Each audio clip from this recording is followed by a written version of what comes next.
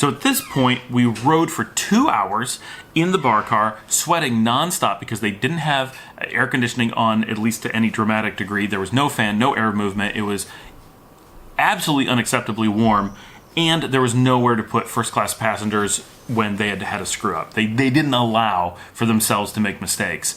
And I'm sure if you're used to riding these trains, you're used to, oh, they don't label this, oh, they put trains next to each other, oh, you have to look for this and that, and you have to go through ticket control. Those are all things that if you knew ahead of time would have made this relatively easy, but all those things are unexpected. No other station, and we ride trains all over the world, never has this come up before, that they did something stupid like this. We had no idea we had to look for these things, and that following the directions at every step would always result in something being wrong. We just had no way to know. So we were very unhappy, rode for 2 hours, and it was a very stressful 2 hours because it wasn't just uncomfortable, it wasn't just hot, it wasn't just that we didn't have access to our seats or to the power, the first class that we had paid for. We also had to ride all that time not being sure where the trains were going, what the situation was, why there were two trains because one's pushing the other, and if we were going to actually be able to make it to our own train. They had told us what to do by this point, and we just had to sit and wait. So after about 2 hours, because a little over 2 hours to the first stop, we walked up and sat in the entry well of the train for about 10 minutes to be absolutely sure we were at the door. We didn't want to miss any opportunity.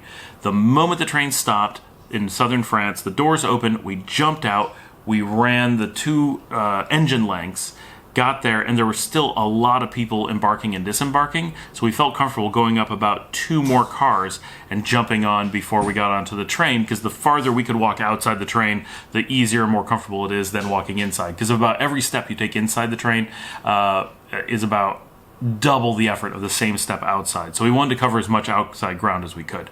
Once we were onto that train, we had to walk again the entire length of the train on the inside to get to our car, which was like the very, very last car, or the front one, depending on how you look at it, the last one that we walked to get to our first class seats. So finally, for the last 4 hours of the trip, we were into comfortable first class seats, but the entire car was facing backwards, which is just obnoxious. For me, it doesn't matter at all. I mean, it's still nicer to ride forward, but it doesn't matter. But for a lot of people, and Domenica's one of these people, riding backwards triggers motion sickness. And so in a lot of trains, it's half the cars are forward, half are backwards, because they go both directions, and it's a luck of the draw. But they had the entire train facing backwards. That's a bit much. That's the only way to ride the train. So, but we finally got into comfortable seats. We had power. We were able to sit down and relax a little bit and not have to worry about whether or not we were making it to Barcelona. And we're able to break out our food and eat. And everything went fine after that. We arrived in Barcelona on time. We were able to get a taxi, get to our apartment, no problems there. It's Barcelona, so everything's open super late. It was almost midnight when we went out for pizza. No problem at all. Didn't look like anyone was even thinking about closing yet.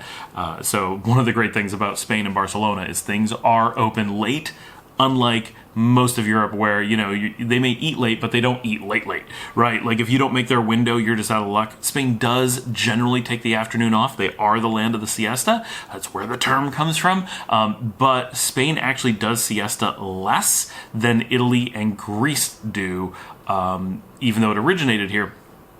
Just because they've modernized a lot more and they tend to be a much more lively culture. So you do tend to have breaks in the afternoon, but there's always somebody who stays open in a city of any size. You're able to do things. So pretty flexible. Luckily, it's Spain. And we are now here for the next 4 days, today being one of them, before we head back to the United States. But we will be in Barcelona for the rest of the time. This is the very last city of our trip. We are on the home stretch, and today it is early afternoon. We're just about to head out to lunch and figure out what we're doing for a self-guided tour of the city today.